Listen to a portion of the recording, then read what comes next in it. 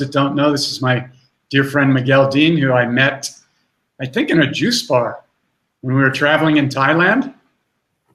And we just had a deep connection, a brotherly connection, and decided to hang out for 2 or 3 days. And we've kept in touch ever since. So first thing before we get started and I introduce you, I want to give a big shout out to Todd Medina for his 7th anniversary, for all the amazing work that he's done. All the incredible people in here that consistently show up to support these shows. This is one of the most powerful and amazing communities that I've ever been involved with, and it's an absolute privilege to be able to do this every week and get to be on other people's shows and stuff. So I want to say a big shout out to Todd again, who I know is listening, and Morgan and everybody else in the family. And with that said, I want to introduce my friend Miguel Dean. He is a conscious author, conscious youth mentor, speaker, a man that's walked through the fire many, many times, as we all have, to get to this level of being able to accept our shadow side and be able to walk in a heart space, to be on purpose, and to be committed to be in service to the collective. And so, I just want to turn it over to you. Maybe you can share a little bit about your story for those that don't know about you, and then we'll just kind of wing it from there today. One of the focuses is currently Miguel's doing a lot of work with the youth.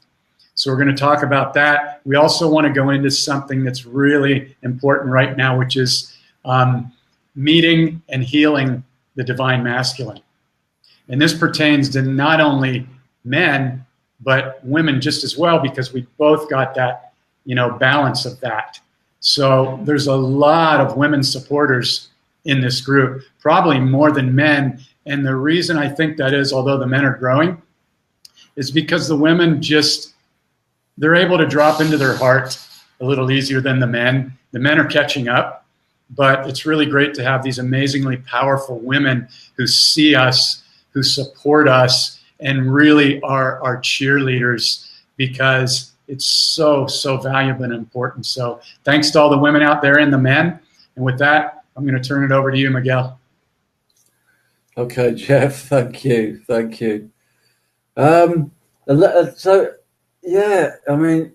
big thank you for being here. It's great to be here. It's a little bit of a surprise. I know we talked about it for a little while, and then it's just like life, we talk about it, and then all of a sudden, bang, it's there, and it's like, and then my alarm clock's ringing in the middle of the night, and it's like, oh wow, here we go. So really good to be here.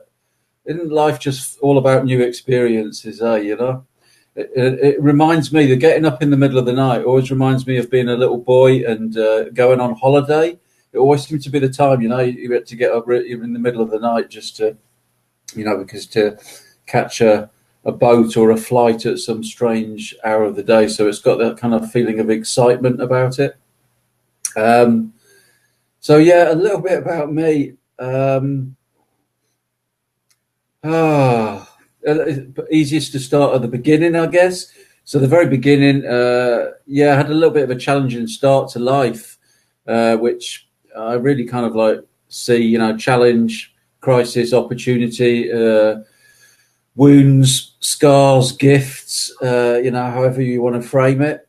Lost my mom when I was young, and my stepmom was pretty angry and not kind of like, there wasn't a lot of divine feminine around in my household when I was growing up.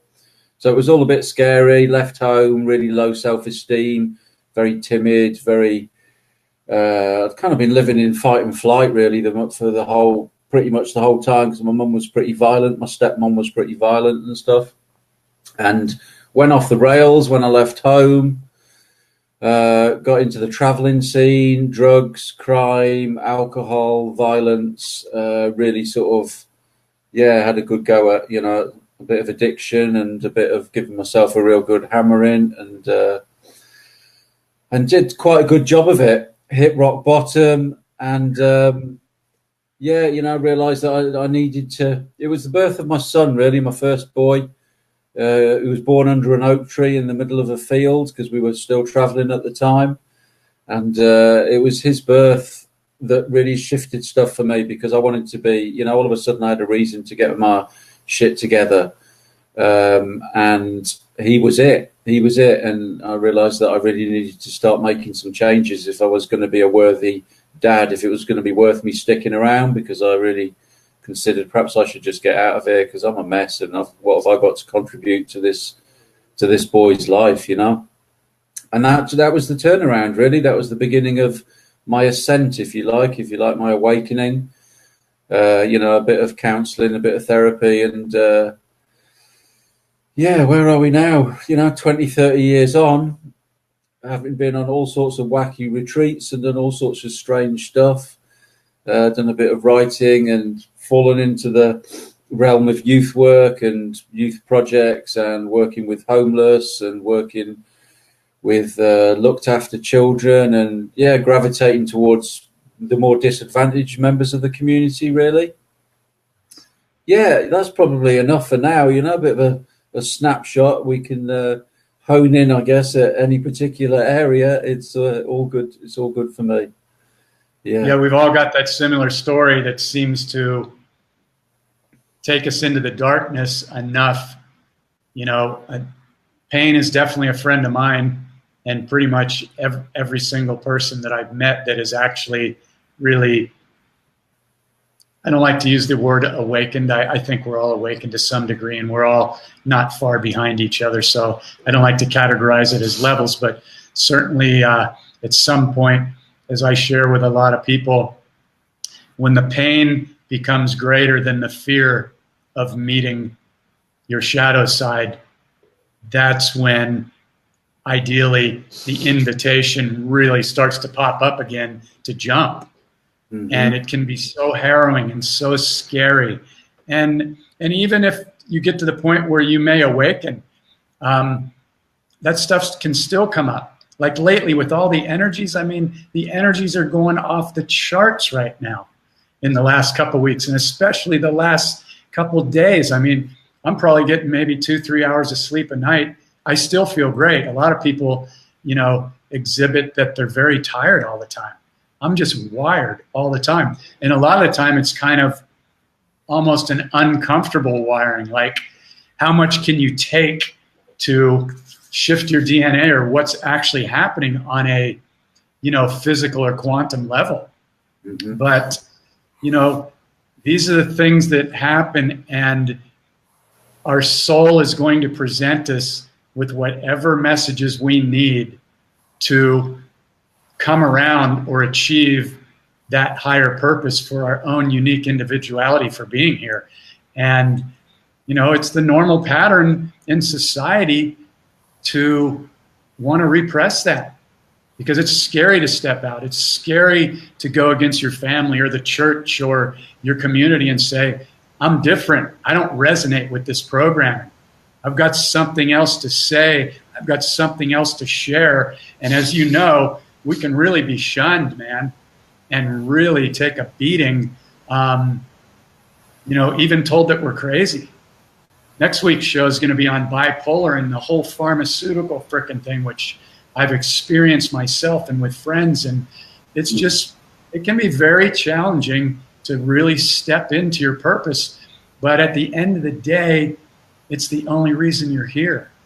And it doesn't matter what your purpose is, whether it's to be a parent, an artist, or a great server in whatever industry you're in or whatever. As long as you love what you're doing and you feel like you're being honored, that is the passion that we need, or that we're invited to gravitate towards in life. So these energies that are coming in are so freaking powerful. And I just invite everybody to, you know, ask, what is the gift here? Instead of resisting, just breathe into this stuff and ask, what is this trying to get my attention for? What is this trying to show me? Because from my experience, it's not going to go away. And when we can have the wisdom and intuition to go, man, I'm not really digging this right now, but let me go into it instead of trying to go away from it. this is when we can start clearing stuff so much more quickly. And I think people, especially in this community is so amazing. People are just like on board. This is a hell yes community.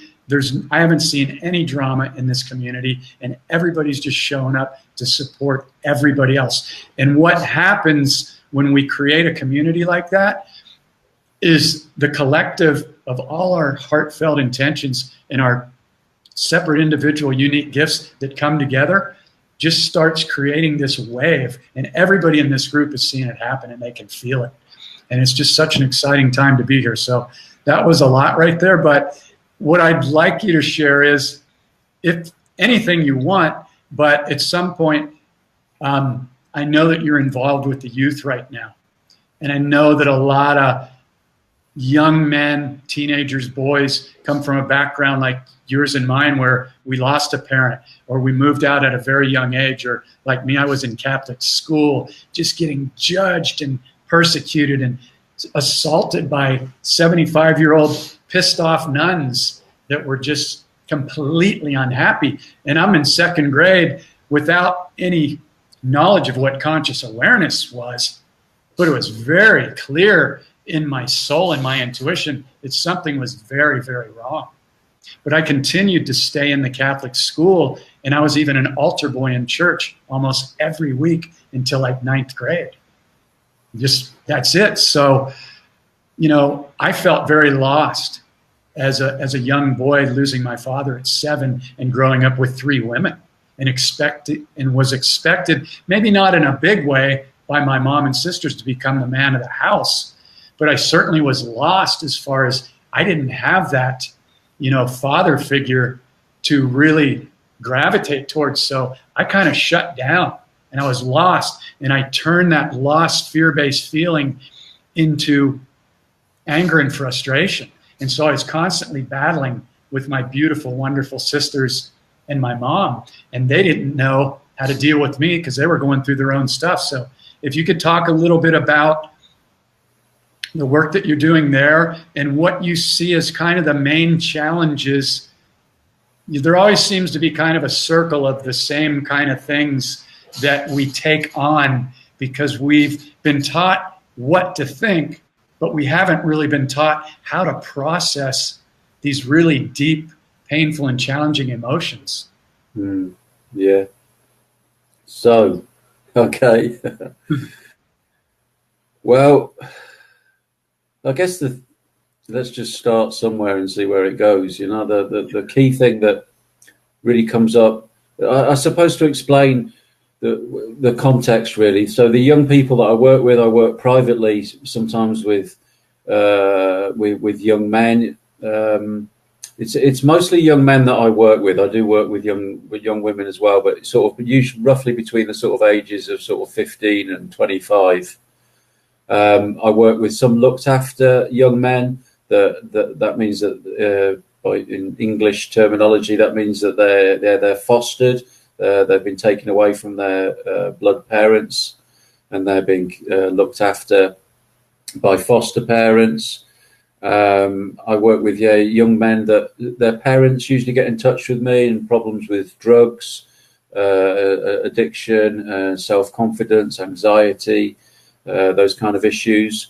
And I work with quite a lot of what we call in this country disadvantaged youth. So young people that haven't had the best start to life. They've kind of fallen through the net. They're not in education, employment, or training. They're just kind of, most of them are kind of either getting stoned or they're just totally addicted to their computers and just hiding away in their bedrooms and don't go out, kind of thing.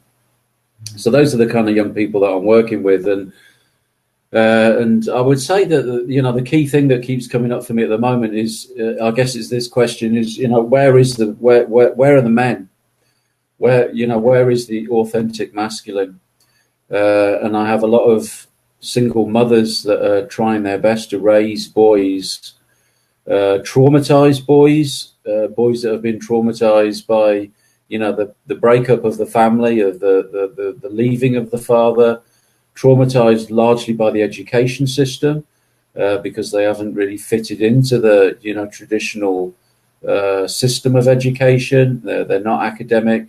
They're in fight and flight because of all the stuff that was going on at home.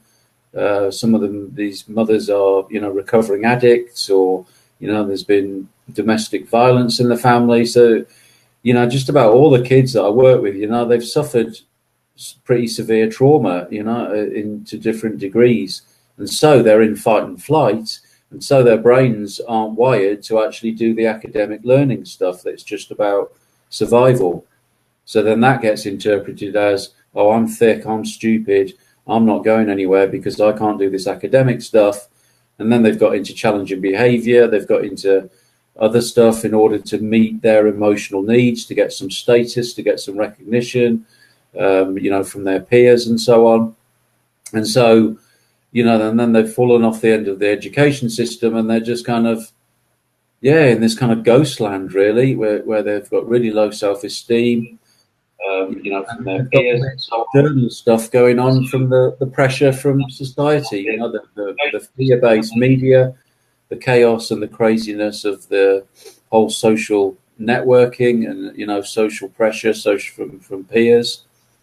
And my job, really, I see, is to love them. I just kind of hang out with them. I've been working with kids, in varying different ways, in the homeless sector, in mainstream education, in all sorts of different ways for about 20 years. And what I've deduced from it is, love's the answer to everything, really. It all gets really simple, despite all the qualifications and all the complex theories. It's just about loving them and accepting them where they are. And then once there is some deep rapport that is built through the love, and they see that you really get them, and that you really feel for them, and that you really care, then you can begin to challenge them a wee bit. And it's about living. It's about, just being that model, being that role model, doing the best to be authentic, to living a life of authentic masculine myself. And for most of these kids, the dads aren't there.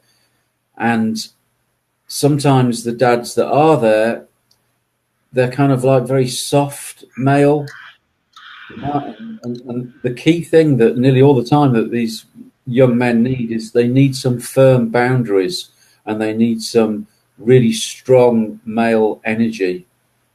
There's a few, it's this recurring theme at the moment of young men that when they don't get their own way, they're smashing the house up. They're just trashing stuff. I'm going into people's homes and I'm going, are you moving house? And the mum's going, no, we don't have any furniture. We don't have a TV. We don't have anything because he keeps smashing it up. And so I've learned, not to have anything. So it's kind of like, and mum is physically scared of the boy, a 15, 16-year-old boy who has become top dog, if you like, in the family, but he's just expressing his rage and his anger and his frustration and fundamentally his fear, through physical expression, through being physically violent. So these kids really need some strong anchoring and some strong boundaries, and the men just aren't there for the most part. That I've seen that happening in families where the father is living there. And he's kind of going, I don't really know what to do here, and it's a difficult situation when you've got to that stage, but it's happened incrementally, it's something that's happened gradually to get to that point where the boy is top dog and mom and dad are sort of cowering in the corner because they've been held to ransom, emotional blackmail. Another common one is, I'm going to take an overdose. And they do, they take overdoses. If I don't get what I want, I'm going to kill myself. If I don't get what I want, then I'm going to smash the place up. So I guess that perhaps just gives you a bit of a sort of snapshot picture of, what's going on behind an awful lot of closed doors. And these just aren't, financially deprived families. This is working class families and pretty affluent middle class families, some of them as well, and it's all going on behind the scenes, because there's a load of shame around this stuff. Parents don't want to talk too much about it because there's all that sense of, oh, I've failed as a parent. So, You know, how much of it's actually out there and people actually know what's going on. Our kids are, there's an epidemic, you know, there's an epidemic of lack of self-confidence, of anxiety, of depression, of drug abuse, of computer addiction. You know, it's, yeah, I guess that paints a pretty dark picture, doesn't it? Yeah, it does. It makes my heart sink because I'm fully aware of this as well. The vision that I hold is, regardless of what's going on, that somehow our collective energies, like that we're doing in this community and beyond, and what I do in my daily intentions and my connection to higher self, and actually, you know, we're dealing with stepping into other dimensions and boundaries right now, where what we're actually seeing, or the patterns that we've been seeing with our mind for many years, decades, or even centuries, of men and women being dominated or controlled in less than loving ways, the information coming through seems to be that that is one part of something that's happening on a dimension.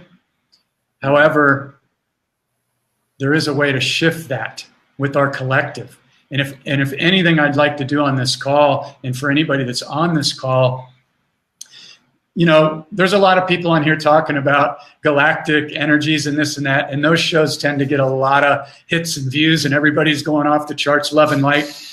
You know, this is the deeper work here, so this show may not pull in, you know, this may not be the most vibrationally uplifting show right now, but what I'm feeling in my heart, and something that we can do, is all drop into our heart right now and set our intention to really create a shift for all these people that need help. Because when you talk about fathers that don't even know how to teach their kids, that was handed down from their parents and their grandparents. And I've seen it. I'm on my third stepfather, and my third one is amazing, but you know, I hardly see him because he came along when I was long since moved out. But my first two stepfathers weren't in touch with their heart. They didn't have the tools at all. They ruled with an iron fist.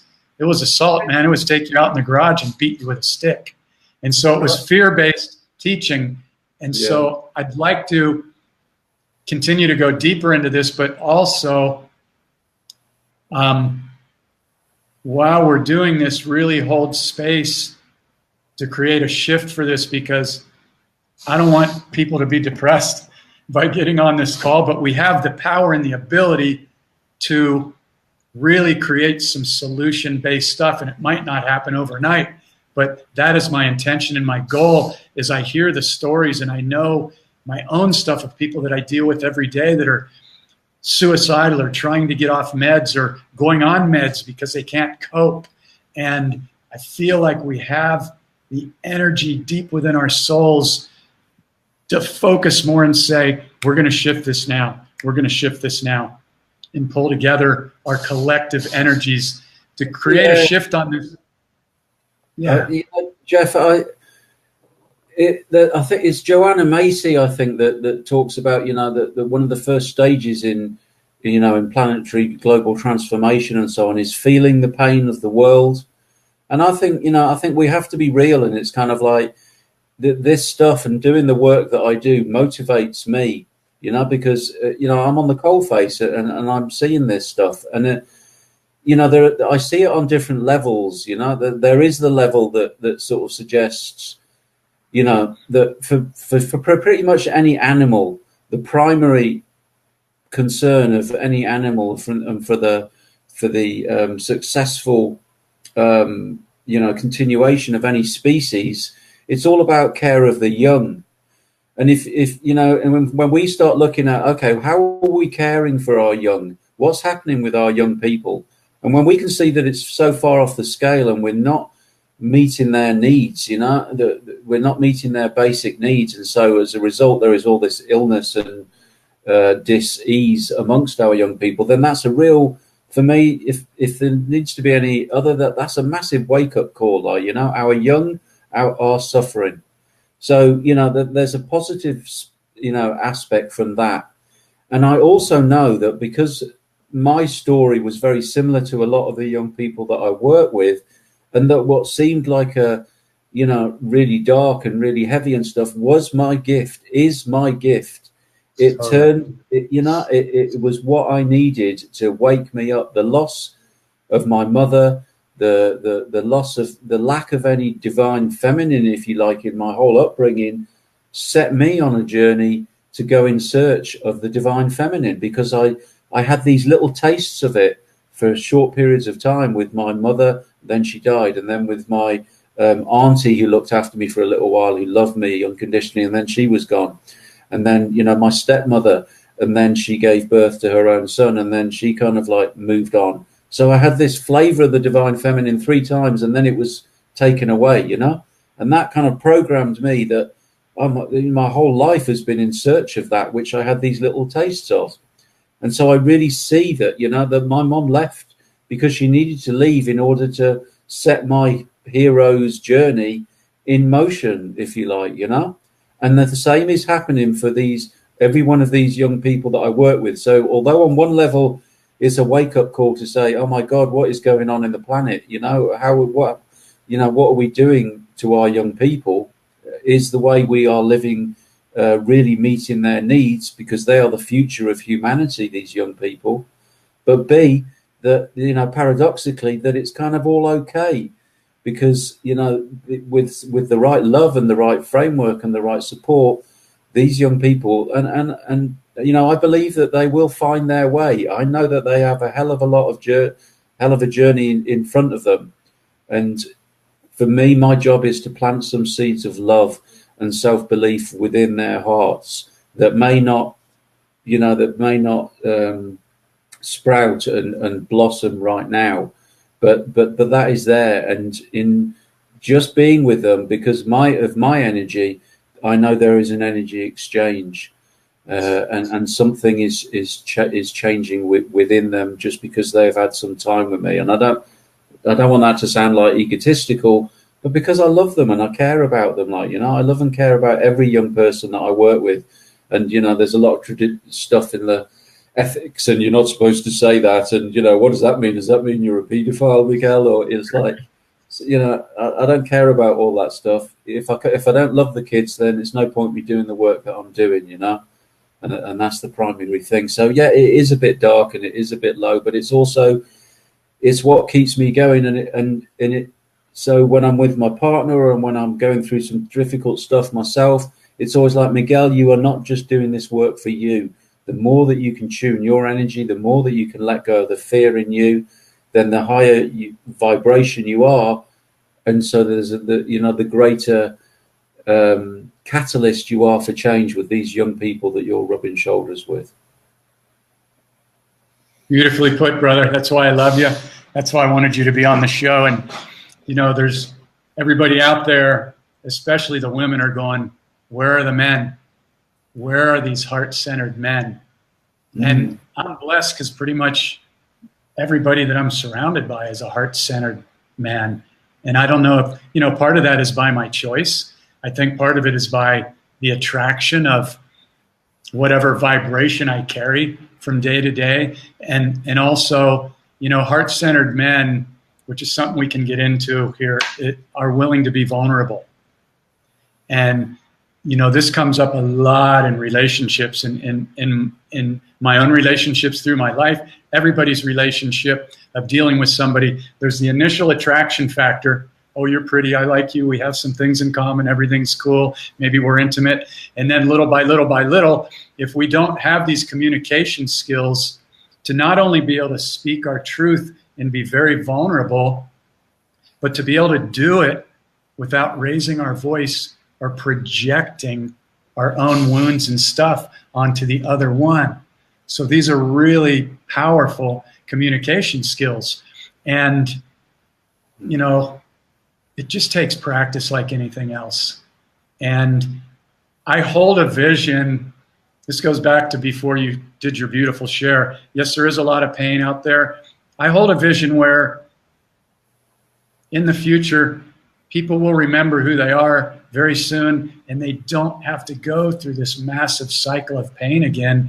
The society isn't programming them from coming into being this amazing child full of wonder and imagination, and then from 2 years to 10 years old, they get just squashed down, put into a system that calls them crazy if they don't resonate with the school system, which is, it's a frickin' program, man, to keep people small and to mold them into little human robots in most cases.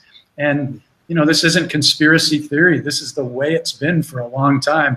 Anybody that's been down the rabbit hole has uncovered it. So my goal is solution-based, you know, stuff moving forward. Like, I know you probably create groups that, I think one of the things that popped in, you know, my big thing is about always finding the gift.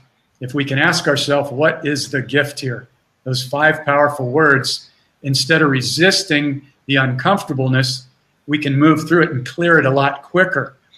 Do you find that you're able to instill some processes in these younger kids to kind of speed up the process so they don't have to go through years and years of, you know, stuff like maybe you and I did? It took me till I was probably, I don't know, close to 30 until I went through enough stuff. And then luckily I met Miguel in San Diego and went and heard him speak and went, oh, I never thought to question my beliefs. I've just been in reaction mode the whole time to everything that went against any of my beliefs that were put on my hard drive. Most of them weren't even mine. And here I am in reaction mode.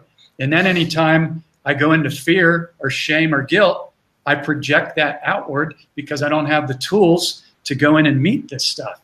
I think this is the meat of what we can share with not only the younger kids, but with everybody that's, you know, facing these challenges.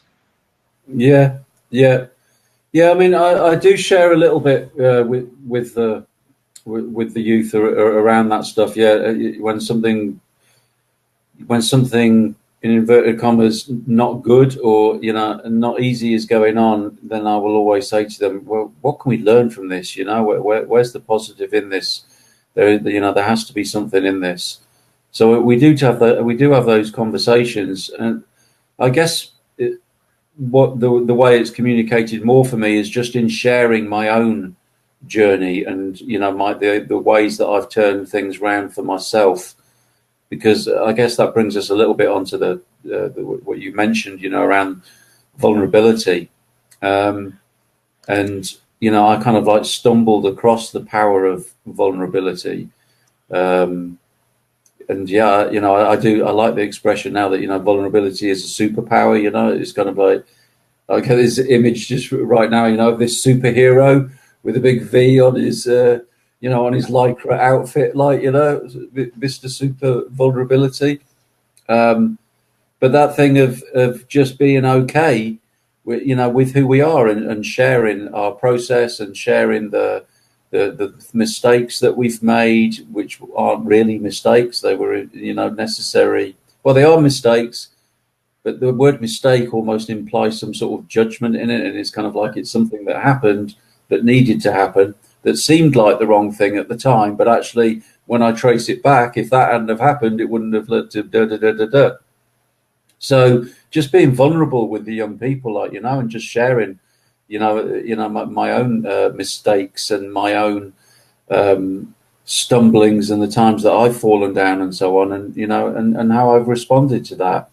And just, you know, just in the sharing, there's just the kind of like letting go of shame, isn't there? Like, you know, it's like, it's okay. And it's like, all right, if Miguel's talking about it, then it must be okay. You know, perhaps I don't need to keep that as a dark secret, or I don't need to, you know, do that classic thing that we do so well of giving ourselves a hard time for having a hard time. So just being vulnerable with the young people, you know, is really important to me. I say from the very first meetings, like, you know, I say, I'm going to be asking you a load of questions because I need to get a sense of who you are and we need to get to know each other. But you can fire as many questions at me as possible. There are no secrets here, you know. I'm not this closed book. Which kind of like takes me to, I stumbled across vulnerability through my book when I wrote my book, Stepping Stones in the Mist. it was, I just kind of wrote it. I just sat down and it sort of wrote itself. And then the feedback that kept coming was, wow, that was really, I could really relate to that book. And it really puzzled me to begin with, because I was like, well, my journey's, living on the road and New Age traveler stuff and the crime and violence and addiction and what happened as a kid. It's like, well, there's not that many people that, have had that. But what I realized very quickly was everybody is leading different versions of the same story. We're all having the same emotions triggered. We're all having the same challenges, just different flavors and, different storyline and different soap opera, different, script of the play that we're living. And so when we begin to share that, it gives others permission to be okay with it, and realize, oh, right, it's not just me. And that is so powerful in that whole connection thing, of, bringing back the whole sense of interbeing and interconnectedness and dispelling the illusion of separation. That, yeah, we're all on the same trip, and it's okay. But everybody thought it was just me because we weren't supposed to talk about it, So, yeah, vulnerability, that's one of the key things that I share with the young people. And I think, increasingly what I find is it's not so much about what I say, but who I am and, and just how I am with the young people. It seems to be more powerful than, the conversations are in there, but there's something, it's almost like if I'm not careful, my conversations can lead into this sense of I need to fix you and I need to change something about you. And that brings us into that whole dynamic of then they start believing, oh, I'm broken. If I'm trying to fix them, therefore I must be broken. So I don't really go there all that much, It's more just a place of honoring you and just being with you and just the little stuff, I'll text them in between meetings and, check in, how you're doing. And when I see them and when I'm about to see them, I always say, I'm really looking forward to seeing you. And it may just be something like that, where some of these kids, nobody's ever, a grown up has never said that to them before, And it's like, I'd like hanging out with you, you're a great kid. And yeah, things have been a bit shit, but just because things have been shit in the past doesn't mean things have to be shit in the future. It's like, we have control over this, and that's very much a key part as well. And I'm going to shut up in a minute. Is the this transition, this rites of passage from being a boy to being a man, and an awful lot of that for me is about shifting the whole thing of taking responsibility. I am responsible for where my life goes. I am getting in the driver's seat of the vehicle of my life, and it's up to me from now on what happens. That was where I began my book when I wrote Stepping Stones in the Mist, when I moved over into the driver's seat. I didn't want it to be about all the stuff that had happened to me and the victim stuff and whatever. It was when I left that victim stuff behind and said, okay, I'm in the driver's seat. I may be driving a pretty ropey motor that looks like it's going to run out of fuel and the wheel's about to fall off, but I'm in the driver's seat and it's up to me. And that's what a lot of the young people have never considered before. It's like, oh, do I actually have some control over what happens now? So that transition, that kind of rites of passage, that shift from, oh, it's, this happened to me and there's nothing I can do and it's all their fault, to, hey, this is what I've got to work with. Let me at it, let me at it. And I'm there to support that. You don't have to do this work on your own. And that's one of the other key thing is that we're expected to do this stuff on our own because of the shame, and we hide it and we want to do it by ourselves. And this stuff isn't meant to be done on your own. It's meant to be done in community or with a trusted, friend or support, and all that stuff. Just, it makes it into an adventure rather than, some horrendous traumatic experience that you have to go through in isolation and shame. Now I'll shut up. I love it, brother. You just covered so much on the money stuff. And I want to touch on one thing. And I feel this too when I get really passionate and I go on a 5 or 10 minute spurt of sharing my, my experience and tools, because I so want to share what I've learned with people over so many decades. But that judgment that comes in at the end, now I'll shut up, that's just another program too, because everything you said was so beautiful and so based on experience. So I'm going to go back one by a few things as I can remember. Number one, mirroring everybody. We're all mirrors for each other. And what you so beautifully do, that anybody that is doing this work with people, is creating a safe space and giving them love and letting them know that they're not the only ones that are going through this. And when we come down, this is why number 2, vulnerability is so freaking huge for men and women. Every single person that I work with or that I get in groups with is feeling the passion, and yet they're not sure if it's safe yet to pop up and really share their talent or their gift, because we've been pigeonholed like square pegs in a round hole. And so that's what I love about the power of community, as you touched on. And these 6-week groups are mastermind groups that we do. When you get in a group where people come together to not only grow themselves, but to support every other single person in that group, it's like now you've got a cheerleading squad. You're getting mirrored by everybody, and you're getting to watch every other single person in that group get mirrored and share their stuff with only one intention. That is to uplift and inspire every single person in that group or community. And this is why I love this Sology group so much, and the other groups that I get to do with people every month and a half, because when you create a safe environment, and I see everybody in their highest light. I don't tell anybody, oh, you're really great. Who am I to judge what anybody is? I just know everybody here is golden. They're freaking unique. There's nobody else like them. Only the thing is, we can't always see that when we look in the mirror. So the beautiful power is when we connect with like-minded people like yourself, and we step out to do this work or play, as I like to call it, passion. It feels so good to give somebody that spark, to let them know that you're not alone. I've walked through this. And you touched on something else that's really important. It's not so much what you say. It's the vibration that you hold. And we're just putting out an invitation there to let people know it's okay, and you're not alone. And as you so beautifully reflected, some of these people have never even heard that. Some of the men and women that I work with, all the wounds go back to childhood, 99.999% of the time. Although when we become adults, even like myself, I know my dad died when I was 7 in a plane crash. I've gone through many workshops and ceremonies and, meditations and things.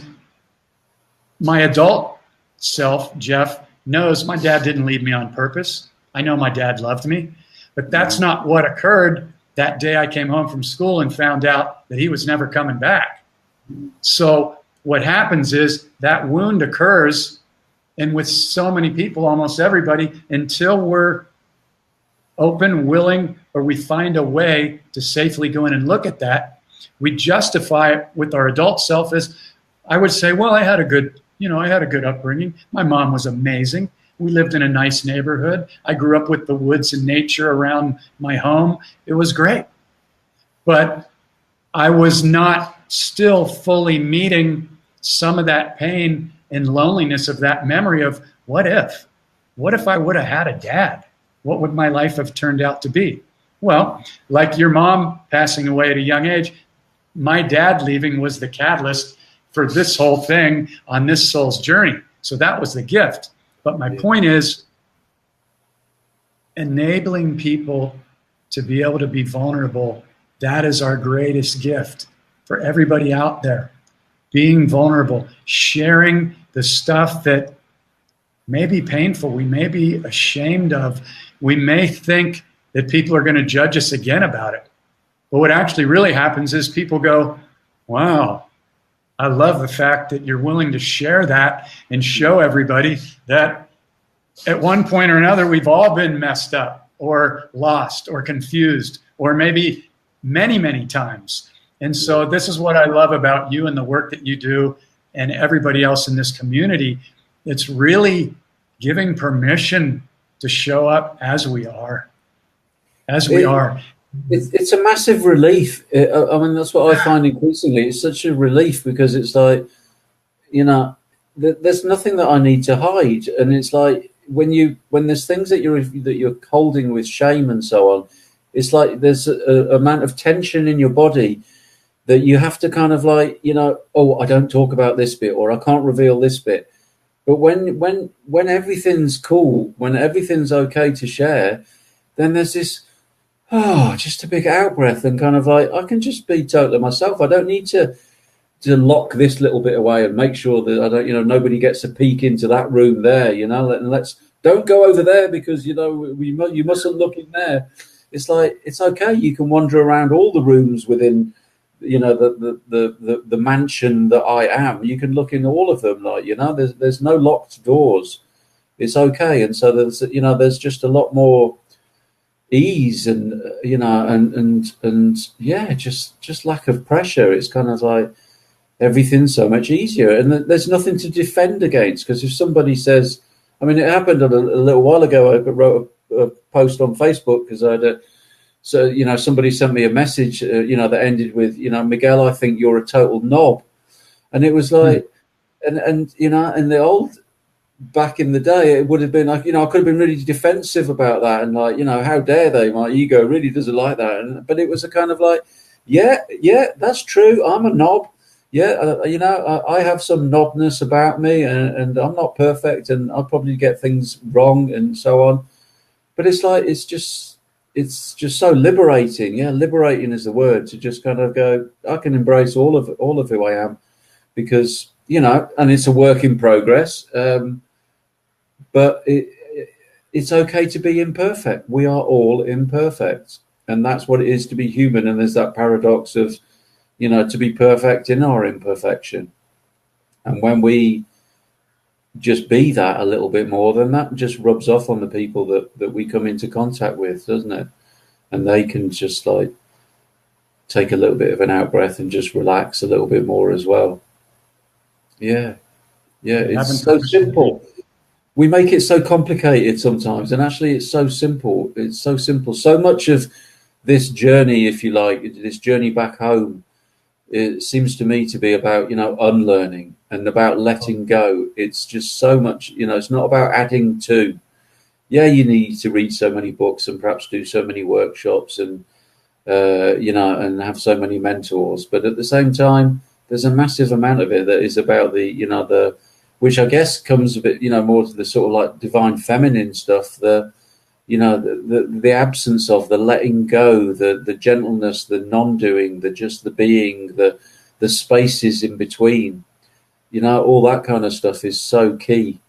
And you know, and my greatest tool in my journey these days is just walking on the hills. I have some beautiful nature around me, and that is, you know, that's my therapist, you know, my life coach, my personal trainer, my church. You know, it's everything. Everything is there, and yet it's emptiness. You know, it's all there in the emptiness, if you like. So, yeah, I can't quite remember where I started with that one, but yeah, let's leave it there with the emptiness. The emptiness is, yeah, it's just, and it is. It's just in so many ways, it just seems to become just so simple. It's so simple. We overcomplicate this stuff. Yeah. Well said, brother. Yeah, you know, the question that I often ask myself or anybody that I know or work with is, what do you want to let go of? Yeah. You know, because like you said, in the courses that we do, it's not about becoming more. Mm-hmm. Yes, it may be about learning a technique for marketing or, you know, your business or whatever it is you want to do, but really 9 times out of 10, it's really about letting go. this baggage and programs that we've taken on. And I'll have people go back, whether it's men and women, and do processes with their parents, whether their parents are still alive or not. It's great when they're still alive. They can go back. And there's kids that have been raised with everything they ever wanted. Money was no issue in the family, but their father never told them that he loved them. What do you think they remember? The cars, the free tuition to college, the country club? No. When they come into these programs after they've been pushing and pushing and pushing, and they're like, I'm burnt out, I'm exhausted, I'm not happy, I got everything I thought I ever wanted externally, and I'm freaking miserable. I've failed in my relationships, I've failed my kids, I'm just unhappy. And I will invite them to go back and have a conversation with their parents. And they come back 2 days or a week later, they look 5 to 10 years younger. They got it off their chest. It's stuff that they've been carrying for 10, 20, 30, 40, sometimes 50 plus years. And so I just want to give an invitation out there to everybody to, if there's anything that you're holding on to, shameful, guilt, self-judgment, we all tend to do it from time to time. I got a private message yesterday from somebody in the community, nobody that I'd ever talked to before, but she said, I say this with unconditional love. And she said, you need to do something with your hair. It looks horrible. This was just yesterday. And I'm like, oh my God, you've been reading my mind? And at first I was like, wow, what an awesome message. And then I thanked her because I'm traveling around, my hair goes from short to frickin' long. It's thinning out, I'm losing it on the top. And, you have beautiful hair. I had hair down past my waist for 15 years. My mom and my sisters they're like, how come you get the best hair in the family? When I was rock and rolling, everything. And so this girl sends me this message and I'm like, isn't that interesting? Is she mirroring me? Because when I'm traveling around, I'm like, sometimes I'm in countries people can't even speak the language. I don't know if they know how to cook, and it's not that big a deal. But it's so interesting that when people mirror us sometimes or call us a knob or say, you look goofy or whatever, it's like, it really gives us an opportunity to use our tools. And the first thing I do now is every time I go, when I have a self-judgment or I judge anything else, I immediately catch it and I go, isn't that interesting? Isn't that interesting? Anytime I get triggered, I go, what's there to learn? I just got an uncomfortable hit. What's there to learn? Because if I project outwardly or lash out my wound or my uncomfortableness, I'm going to attract more of that because I'm dodging the messenger. It doesn't mean everybody that's projecting. The first thing I thought from this person was, wow, what an interesting projection. And then I sat with it a little deeper and I went, isn't that interesting? So today, I've matted down my hair with water a little bit. If anybody has any input for my hair, feel free to pop it in the comments because I'm all ears. But it's such, and to talk about this is actually freeing because it's vulnerable. It's bringing it into the light. I can joke about it. I'm going to get old. We're all going to get old. And, one of the things that I always question is when I look into the mirror, because I'm big on mirror work. So many people that I work with in these courses, especially the men, I have hour-long trainings on self-love in mirror work. And I can tell you 95% of the men will not do the mirror work daily unless it is an absolute commitment in the program. They'll watch the training and they'll go, yeah, that was some good stuff. And then on the second call of the week or what, depending on the course, I'll go, okay, so who's been doing the mirror work every day? Well, I'm not, they're like, there's an uncomfortability about it. There's an uncomfortability about looking in the mirror and go, I love you. I love you. Funkiness, glasses, wrinkles. all of it. And then we listen for the message, because there's certain days, well, most days for me, I'm like, yeah, I love you. I love how you're showing up. I love how you're willing to look at whatever this stuff is that comes up. And then there's other days where the message will go, oh, you're not owning your stuff or whatever. And then that is the key that tells me that is the place that needs more love right now. So I invite everybody to, every time you go into the restroom, take a shower, whatever, look in the mirror and give yourself some love and see what the message that comes back from your ego or from your heart. Your heart's always going to go, yeah, I love you. If it's not saying I love you, you're definitely in your head. And that is the invitation to drop more into your heart, because self-love is the key to every single thing that's going to show up in our life to bring us peace, joy, happiness, and then to be able to vibrate that out to other people, to create this shift that appears to be out there, but the shift is all happening in here on a quantum level. We just get to play with all these different mirrors that look like Miguel and Todd and Morgan and Jennifer and all the other beautiful people in our lives and families and everything. It's a magical journey when we begin to figure it out. And the other thing that you touched on, which is so key, accepting ownership 100%. That's probably in the first 3 pages of my book, Waking Up in the Dream. It's like, none of this stuff's going to work unless you're willing to own your shit 100%, because we're creating it all. And within that is the gift of the mirroring of that, of what shows up in our life. Then those are all the clues in our garden. If a weed shows up, doesn't mean it's a bad weed. It's just a clue to get our attention to go, okay, what is the gift here? Do I want to look at this?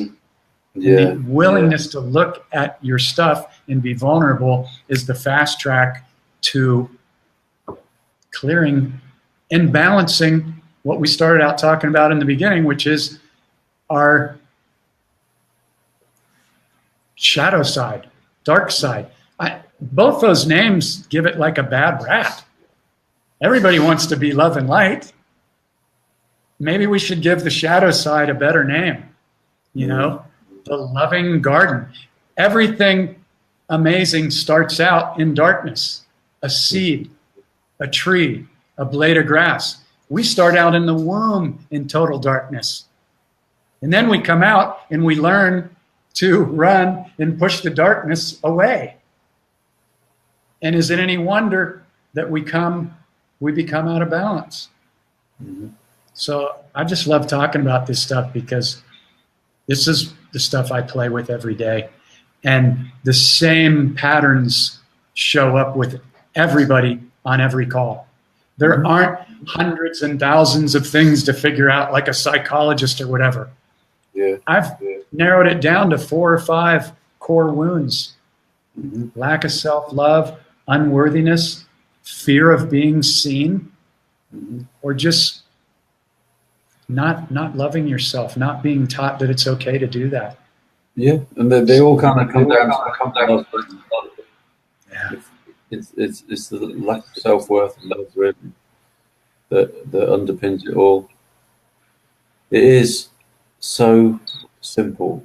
And yeah, you know, a lot of it is just reframing it, isn't it, and seeing things differently. It's like you said, you know, the whole shadow thing. Well, what if shadow is beautiful? You know, because shadow is beautiful. You know, what about shit? You know, I mean, what the most beautiful plants? You know, that's what compost is, isn't it? You know, that's what the most beautiful things grow out of, and that for sure is what's grown out of the, you know, the uncomfortable stuff, the dark stuff that I've experienced has led me to, yeah, you know, just such a blessed life. I just feel really, yeah, you know, and that's quite a recent thing as well for me. You know, I just turned 50 this year, and it feels like a real landmark, you know, and it's like, it's been really exciting. And, you know, sometimes people, oh, you're getting older, and I love getting older, because it just gets, it just becomes more and more liberating in this sense of it. It's fine being me. I'm enjoying being me. The more I can relax into just being me. But, you know, so much of that was about yeah, it's just about letting go of the fear, you know, like we say, letting go. And it seems that, you know, again, to a large extent, we don't have to do anything. All we have to do is let go of fear, let go of the programming, and, you know, and then love, you know, nature abhors a vacuum, and then love just kind of rushes in. You know, it just, we come back into alignment with who we really are. So just in that simple act of letting go, and again, one of the key aspects of letting go is just the acceptance, just seeing and being okay with the fear, okay, you know, accepting the addiction, accepting the you know, the jealousy, or accepting the insecurity. Just in doing that, everything just, it's like a knot just kind of begins to loosen a little, and it all just begins to unravel through the, you know, through the acceptance. It's a beautiful journey, really. It's a beautiful journey, but it's, some of the bits are really uncomfortable, and so much of it, when I look back, it's not about timing in a way, but at the same time, I put so much energy into running away from myself and trying not to feel the painful bits and not to go to those places. And when I finally willingly stepped into the fire, then it was kind of like, yeah, it was uncomfortable for a bit, but it wasn't as uncomfortable as my mind was making out it was going to be. You know, it wasn't this horrendous thing that I would die. It's just the illusion of the egos that convinces you that you're going to die if you actually face that fear and go back and heal those, you know, those traumas, or allow yourself to feel the things that you couldn't feel when you were young, you know, when it happened to you. When you allow yourself to feel that stuff, allow it to rise in your body, it kind of transforms pretty quickly, really. And all of a sudden, yeah, there's this, yeah, I always felt for a lot part of my life that there was this kind of shadow in the periphery, this heaviness, this sort of depression, this, that I always had to kind of chase away and had to put energy into not allowing to be there. And then when, you know, when a relationship that I was in just gifted me with this opportunity to step into this childhood wound of abandonment and loss and bereavement, it was like, yeah, it was an intense 8 days. But then when I came out of that, and it's not like it was like straight away, it was all sorted. But from that point on, everything began to just like ease and loosen up. And just in that act of facing those shadows and going into that dark place, there was incredible liberation, and peace began to just ascend, if you like, and the fear wasn't there anymore. And that's like almost like pieces of myself inside were all beginning to adjust and realign to this spaciousness and this difference that was going on inside me. So yeah, you know, it's have the courage to face those tricky bits, those dark bits. We've been taught so badly to avoid it and to, you know, to cover it up with shame and guilt, but just go there and just see what happens, like, you know, and find somebody to hold your hand. You don't need to do it by yourself. Find a community to do it with. But I would say it's, yeah, I can't recommend it enough. Just that shadow work, you know, shadow work. Do it. And you, all you need to do is actually be open to it, and life will bring it to you. The opportunity will arise. Life will orchestrate exactly the right experiences for you to face that. And your initial bit will be, oh, this isn't very nice. Let's push it away. I need to do something different. It's like, whoa, no, stop. That's the gift. Like, do it. Step into that. Keep walking into what feels uncomfortable. And that's where, you know, it's like, you know, your treasure lies in the darkest, scariest caves, you know, with the dragon, you know, the dragon that's guarding the treasure chest in that dark cave. That is where the gifts are. And the dragon's just, you know, is usually just Puff the Magic Dragon. You just stroke him on the nose and he's actually really calm, and he's there for you. Like, you know, he's not gonna He's not going to harm you. It's just you can't be harmed. How can we be harmed when we're immortal? When we are, when we are light beings, when we are so much more than these flesh bodies, there's nothing really that can hurt us. That's just ego stuff anyway, Yeah. So there's another little monologue for you. Beautiful, brother. Yes. So the key is acceptance. It's like when I do a meditation, I feel something uncomfortable in my body. I like to imagine that energy just floating down the stream like a leaf on a gentle stream. I don't know if they have the poem in UK, but row, row, row your boat. Yeah, we have that. Yeah. Down the stream. There may be some rocks and some boulders, but if you're not trying to cling, you're just going to be gently taken right around them. And the other thing is, you don't have to do this on your own. And it feels so good to be surrounded by people in community that have your back. There's a safety factor. There's an okay factor. There's it's okay, we're all walking through this together factor. And that's why it's so important to be surrounded or to surround yourself by people that are willing to lift you up. If you're constantly around people that are judging you and knocking you down, and I understand, I work with a lot of people that are either in relationships or in family situations where, deep church stuff, and they're over here awake just going, oh my God, I don't want to have anything to do with that. So they become an outcast. And that's very tough if you can't move out or you can't change your immediate locational situation. But listening to your intuition and just going, I may not be able to change that right now, but I'm going to go out and I'm going to find some people. I'm going to find a group. I'm going to find a mentor or a friend or somebody that sees me, that gets me, that has an open heart. Because people that have open hearts they don't have any desire to judge you. They don't have any desire to project their stuff onto you. They have compassion when they see anybody in pain, and that's what the heart-centered man and woman is about. Turning every judgment into compassion and wanting to uplift every single person that comes into their field because they know it's a reflection of themselves. And there's something to learn and to be gained from that. And as we raise our consciousness, we take on this desire to want to be in service, to want to go out and uplift and inspire people because we've been through massive pain. We know what that feels like, so nothing feels better than uplifting and inspiring somebody else. Yeah. It's just so... If everybody just that one little,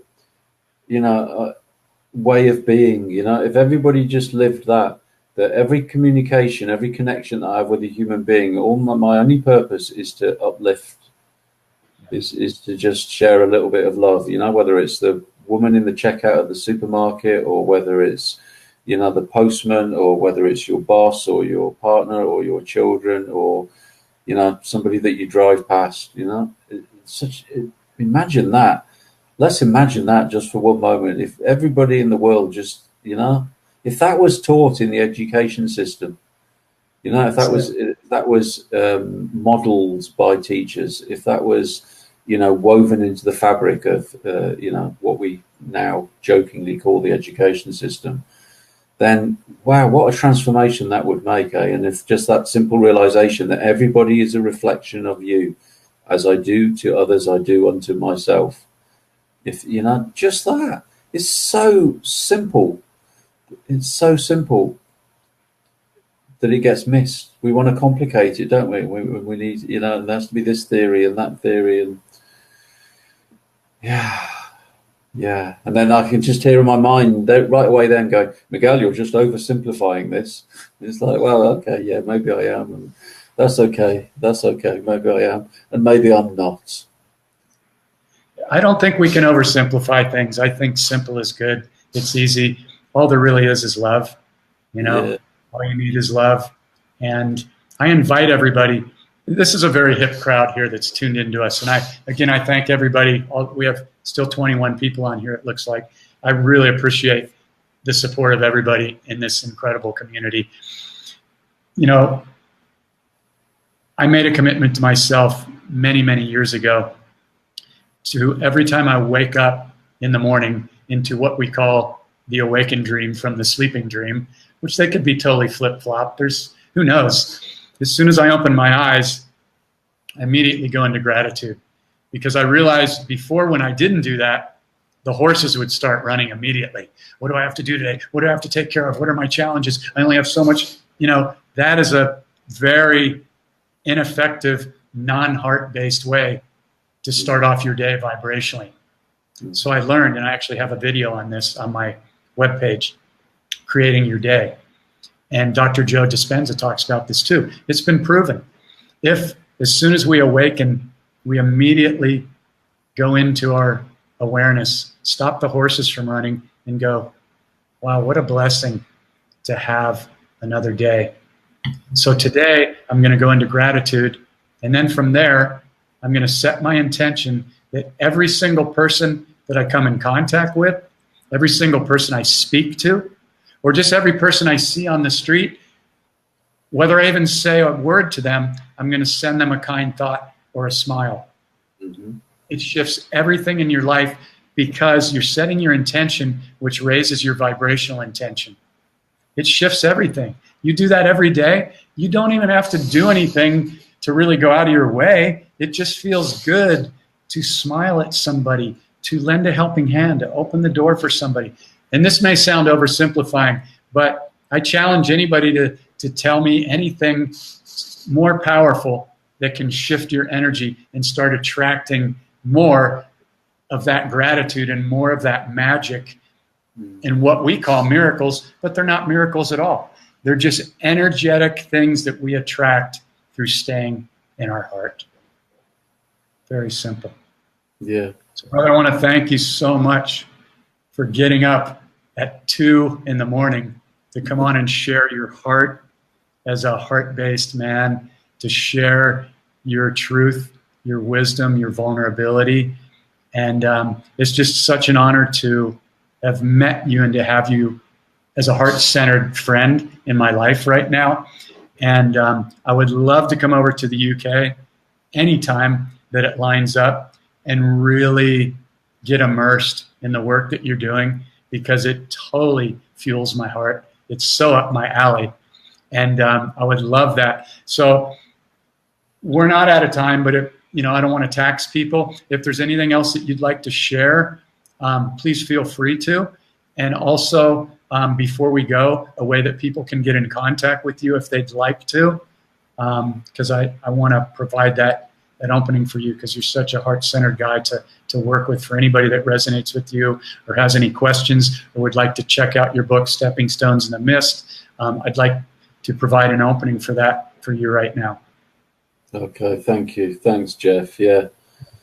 No, it's been really good to be here. I haven't done an interview for a little while. I had a conversation like this for a little while, because I went into a bit of I had about a year where, I realized that my ego had I was doing quite a lot of speaking, and my ego had got a bit invested in this kind of the public figure of Miguel, and I just had this sense that I'd got a little bit lost in it all, and so I came here where I'm living at the moment, in what feels like my man cave, and I felt like I just had to go in and it was a time of introspection and doing some deep inner work, and I had to withdraw from the world a bit. So this is kind of like almost like pretty much first of me sort of showing up back out in the world in a slightly bigger way. So and it feels the timing is good. The timing is good.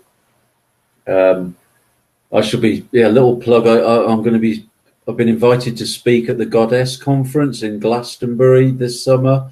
So that's going to be my next kind of big stepping back out again. I'll be talking about rites of passage and initiation of the boys. So that's going to be beautiful. And you know, I can just see through the window now that the light is, you know, just beginning to arrive, you know. So we're moving from the magical place of the darkness, that transition place, you know, of the light returning, of a new day, and a new blessing, a new day that will never come again.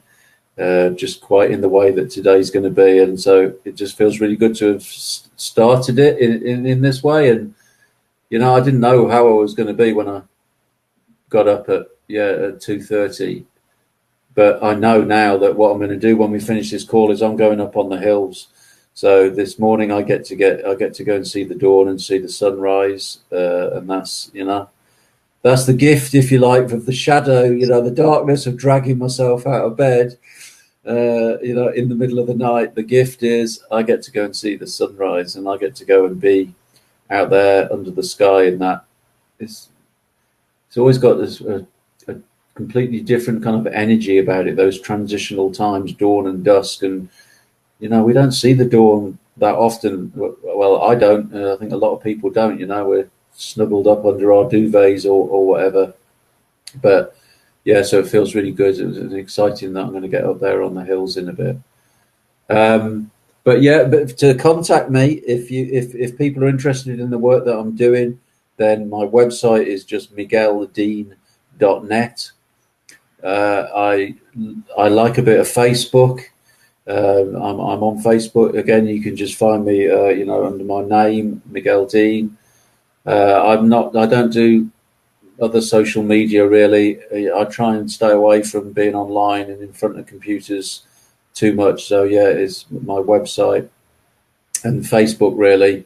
And yeah, you know, I this morning when I get back from the hills, I've got 2 Skype calls with 2 young people that I'm mentoring. So I work, you know, remotely. So anywhere in the world, you know, if there's a young person or parents that need some guidance, that want a session, then, you know, Skype works really well. And as I say, yeah, I should be having a couple of those calls this morning with a couple of young men that live in London, which is, you know, it's about 3.5 hours drive from here, so it won't be practical. But with the wonders of modern technology, we can serve and help and support and empower each other all around the world, and through the medium of the wonderful internet. Yeah, you know, I guess to close, you know, I just want to say thank you, and anybody that is listening and anybody that listens to the show, just remember, you know, so much of it's about just remembering how beautiful you are. You know, we forget, and we got taught that we're not. And in a way, that's all we've got to remember, you know, that we really are beautiful. You know, there's a beautiful, unspoiled, diamond gleaming bit, you know, at our core. And just when we just settle our minds a wee bit and just kind of like feel into the body, then we can usually reconnect with that. And the more we can do that, the more the magic just really starts happening. So yeah, just big thank you. Yeah. And, beautiful, brother. I'm so glad we got to do this. I'm so glad I thought of you and you came across my radar again this week. I appreciate you jumping on board with a couple day notice and stepping up to the plate, sharing your gifts. I know that everybody felt your energy, your beautiful heart, and your authenticity in all the sharing that you did. So I look forward to doing more of this. And yeah, just enjoy your morning and your sunrise. I wake up at like 3 a.m. every morning, and I don't always, well, I usually get up to do notes because that's when the download comes, you know, that's when the ideas, that's when the mind is the most fresh. But one thing I do notice is there's a calm, quiet energy that is so, you can just feel it. It's almost like it's my favorite time of the day, but nobody else is really around to play with, except for around the world, which is great. But I don't really want to jump online. I just kind of want to sit in it. You know what I mean? The quietness of it. So yeah, really enjoy that time. And I really enjoyed this time with you today. And I'm sure everybody else got a good feel for your heart. And I hope they took away some good tools and stuff. So I honor you, brother. Much love to you. I look forward to catching up soon. I would love to go to the Goddess conference if I can arrange that somehow, and anywhere else at all these amazing festivals. The Soulology group is having something next week, I think on June 11th, for 6 or 7 days just outside of New York. I would love to go to that. I don't think it's going to line up this time, but we have the technology where they'll be able to pipe some people in on a screen and stuff. So wherever we are, we can still connect. And the reason why you and I are connected is because I met somebody online, followed my heart, jumped across the pond to the other side of the world.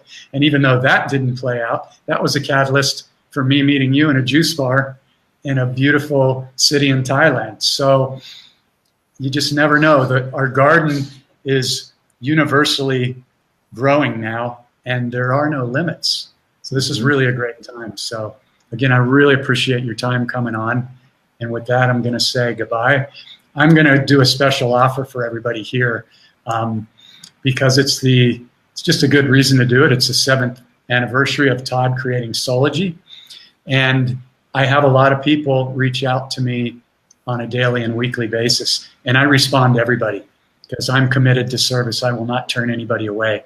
But some people that are on a fixed income cannot afford my long 1.5 to 2 hour sessions, which are $222. So as me stepping into service and ramping up and riding this wave of everybody in this Soulology group and beyond, I'm going to offer all my sessions for donation only for those that can't afford it. So nobody gets turned away. Nobody can say they don't have anybody to talk to. Any session that I do, I guarantee you'll have some aha moments and a breakthrough and some powerful steps and clarity moving forward. If you do not, I will gladly refund your money, happily, because I love this work and I know what happens every time we do this. So that is my invitation to anybody watching, and anybody watching that wants to share this offer to anybody that you feel is maybe in darkness, going through some tough time, wanting to jump out and step into something, but they're either in fear, they don't know the steps. A lot of times, especially I know with me and a lot of people that I work with, if we don't see every single step, it doesn't feel safe to jump. And that's the trap, because as soon as we jump, the net appears every single time. It's just the illusion that we need to know. So anybody out there feeling they want to break through something, they want to discuss something, they want to embark on a new journey and they want to be supported, here's an opportunity. And if it's not me, reach out to somebody else. We all feel comfortable with certain people, but that's my offer for today. And I just want to thank everybody that stayed on this call and everybody in this community. It's a rockin' super powerful heart-based community. And I'm honored to have this platform. So love your smile and your energy, brother. You're amazing. Thank you, Jeff. Thank you. Likewise. Yeah, it's been really good. It's been really good. We'll speak again soon, yeah? Yeah. And thanks again to Todd, who I know is watching and running the strings behind the scenes here. And look forward to connecting with you soon, brother. Many blessings. Yeah, lots of love. Bye. Same to you, brother. Cheers.